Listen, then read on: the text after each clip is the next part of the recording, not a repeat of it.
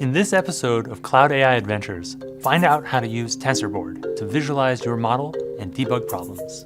Debugging problems is a lot easier when you can see what the problem is. But with gigs of training data feeding into a complex model, that can get complicated. Thankfully, TensorBoard makes this a lot easier.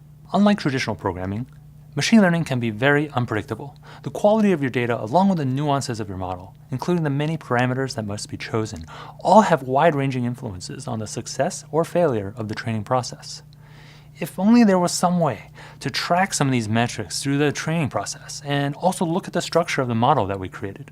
That would enable us to tune the model and debug problems that we see. Now, this abstract process can be difficult to visualize, but luckily, TensorFlow has a built-in solution.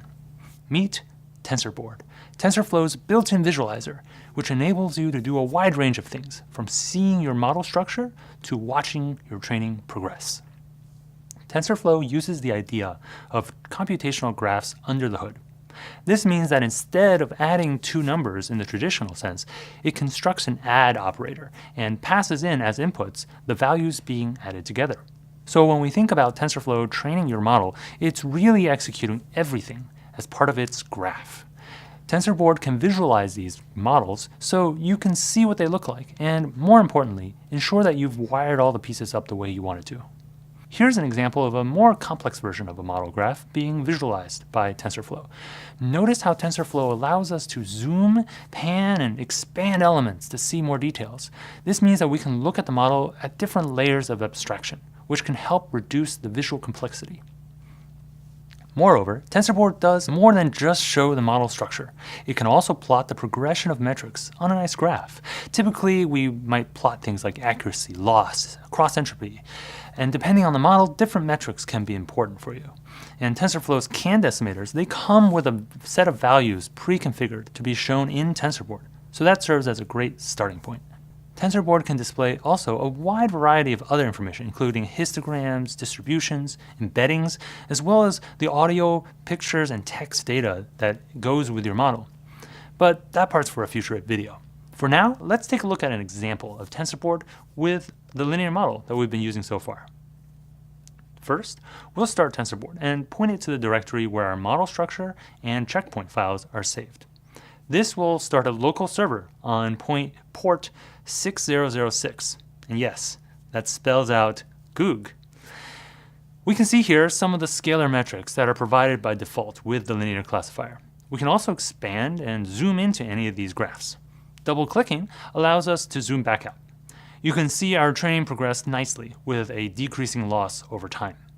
It's also clear that the training hasn't entirely completed, as the loss is still decreasing at a nice rate, even at the end of training. So this might clue us in that perhaps we could run the training process a bit longer and get the most out of this training process. Let's go over to the Graphs tab now.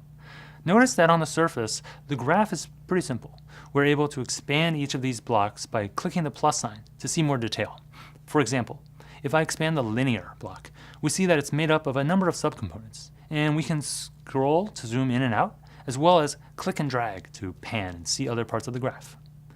Notice also that the names we gave our feature columns, like flower features, show up as named graph components. This can help with debugging and identifying how the graph is all hooked up. Most of TensorFlow's operations can be named, so that's a great way to clarify your models and see what's going on. Today, we learned that machine learning is much easier and more fun when you can visualize the model along with important metrics. TensorBoard allows you to do this with ease, and better yet, it's built into TensorFlow. I'm Yufeng Guo, and thanks for watching this episode of Cloud AI Adventures. And remember, next time you need to visualize your machine learning, use TensorBoard to see what's happening under the hood. If you want more machine learning action, be sure to subscribe to the channel to catch future episodes as they come out. Also, the creators of TensorBoard gave this excellent talk at the TensorFlow Dev Summit earlier this year. Check it out for a more in-depth look at this tool.